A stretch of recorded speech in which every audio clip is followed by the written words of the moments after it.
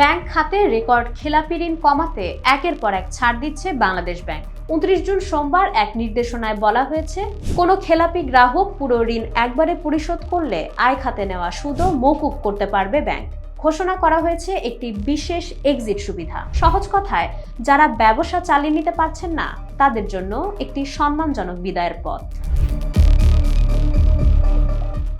বর্তমানে দেশের ব্যাংকগুলোতে খেলাপি ঋণের হার 32%-এরও বেশি। এর ফলে ব্যাংকগুলোর নতুন করে ঋণ দেওয়ার সক্ষমতা কমেছে। কেন্দ্রীয় ব্যাংক আশা করছে এই এক্সিট সুবিধার মাধ্যমে আটকে থাকা ঋণ আদায় হবে এবং ব্যাংকের নগদ তারল্য কমবে। এতে করে উৎপাদনমুখী খাতে নতুন বিনিয়োগ ও কর্মসংস্থান সৃষ্টি সহজ হবে। যেসব ঋণ মন্দ বা ক্ষতিকর অর্থাৎ শ্রেণীকৃত বা খেলাপি হয়ে আছে, কেবল সেই ঋণের গ্রাহকরাই এই সুবিধার আওতায় পড়বেন। তবে মনে রাখতে হবে, এটি সবার জন্য নয়। প্রতিটি ব্যাংকের পরিচালনা পর্ষদ যাচাই বাছাই করে এবং গ্রাহকের সঙ্গে আলোচনার ভিত্তিতে এই সিদ্ধান্ত নেবে। শুধু ঋণ খেলাপি ব্যক্তি এই সুবিধাটি পেতে পারেন।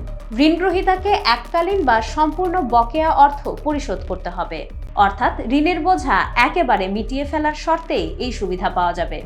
আর সুদ মওকুফের ক্ষেত্রে বাংলাদেশ ব্যাংকের আগের যে নীতিমালা রয়েছে সেটিই কার্যকর থাকবে। তবে কিছু ক্ষেত্রে এই সুবিধা মিলবে না। গত 6 আগস্ট 2024 থেকে 30 জুন 2026 এই সময়ের মধ্যে যেসব ঋণ পুনঃতফসিল করা হয়েছে সেগুলো এই সুবিধার বাইরে থাকবে। এছাড়া কৃষি ঋণ এবং কুটির, ক্ষুদ্র ও মাঝারি শিল্প খাতের ঋণগুলো এই বিশেষ এক্সিট সুবিধার অন্তর্ভুক্ত হবে না। মনে রাখবেন, এই বিশেষ সুবিধাটি অনির্দিষ্টকালের জন্য নয়। এটি কার্যকর থাকবে 31 ডিসেম্বর 2026 পর্যন্ত। এর মধ্যে ব্যাংকগুলোকে তাদের খেলাপি গ্রাহকদের বিষয়টি জানিয়ে প্রয়োজনীয় ব্যবস্থা নিতে হবে।